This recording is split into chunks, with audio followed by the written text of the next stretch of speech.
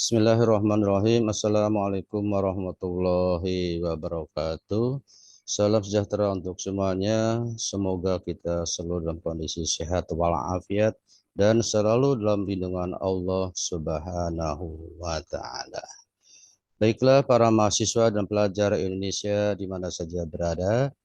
Pembelajaran kali ini yang akan kita bahas adalah tentang unsur ekstrinsik sebuah cerpen. Sekali lagi adalah unsur ekstrinsik sebuah cerpen. Nah, unsur ekstrinsik cerpen itu kita kenal ada 3 macam. Yang pertama adalah latar belakang masyarakat. Latar belakang masyarakat itu merupakan faktor lingkungan masyarakat sekitar yang mempengaruhi penulis dalam membuat cerpen tersebut. Ada beberapa faktor yang dapat mempengaruhi penulis. Di antaranya adalah ideologi negara.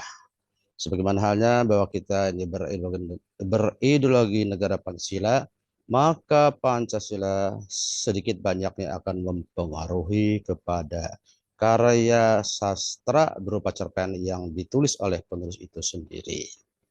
Ya, begitupun juga yang kedua mengenai kondisi politik di negara tersebut dalam Indonesia akan berpengaruh kepada penulisan cerpen itu sendiri. Berikutnya adalah kondisi sosial yang terjadi di masyarakat, terutama bangsa Indonesia ini tentu saja akan kental sekali mempengaruhi kondisi penulisan cerpen itu sendiri. Yang berikutnya adalah kondisi ekonomi suatu bangsa juga akan berpengaruh kepada penulisan cerpen, baik temanya, mungkin isi ceritanya, dan juga berkaitan dengan tokoh-tokoh dan sebagainya. Nah, itu yang pertama. Yang kedua adalah berkaitan dengan latar belakang penulis. Baiklah mahasiswa dan para pelajar Indonesia, latar belakang penulis adalah sebuah faktor dari dalam diri penulis yang mendorong penulis dalam membuat cerpen. Latar belakang penulis terdiri dari beberapa faktor, di antaranya sebagai berikut. Yang pertama berkaitan dengan riwayat hidup penulis. Ini jelas sekali akan berpengaruh kepada cerpen ciptaannya.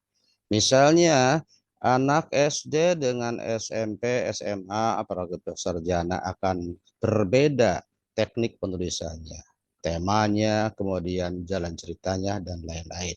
Maka riwayat hidup penulis ini sangat berpengaruh kepada hasil karyanya. Begitupun juga kondisi psikologi itu yang kedua. Kondisi psikologis dari penulis itu sendiri juga akan berpengaruh kepada hasil ciptaan karya cerpen yang dibuat oleh pengarang itu sendiri. Dan berikut yang ketiga adalah aliran sastra penulis dari pengalaman para penulis dengan membaca berbagai macam mungkin sastra yang lain, cerpen lain dia sebagai pembandingnya, komparasinya juga akan berpengaruh kepada hasil karyanya. Nah, yang ketiga, saudara sekalian, adalah nilai-nilai yang terkandung di dalam cerpen itu sendiri. Ada beberapa nilai yang menjadi unsur ekstrinsik dalam sebuah cerpen. Dan nilai-nilai tersebut diantaranya sebagai berikut. Yang pertama berkaitan dengan nilai agama. Ini kental sekali untuk wilayah kita Indonesia. Ya, yang beragama Islam, yang beragama Kristen dan agama lain akan juga mewarnai hasil karyanya. Jadi warna dari cerpen itu juga akan dipengaruhi oleh agama pengarang itu sendiri. Berikutnya juga adalah nilai sosial. Sosial ya dari masyarakat sekitarnya atau mungkin kondisi dari sosial pengarang itu sendiri. Dan juga nilai moral.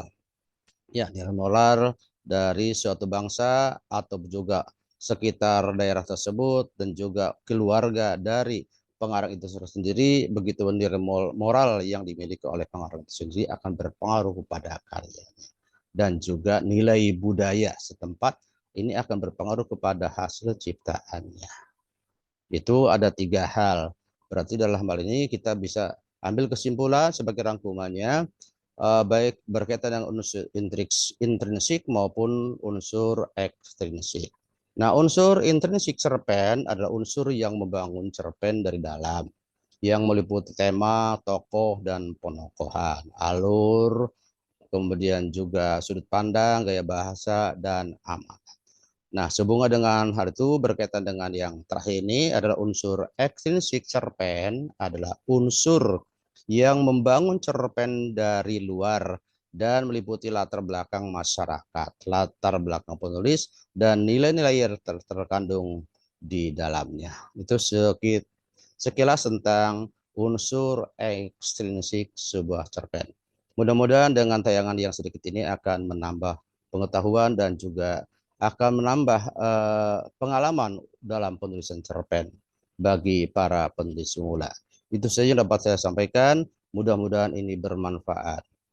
Assalamualaikum warahmatullahi wabarakatuh.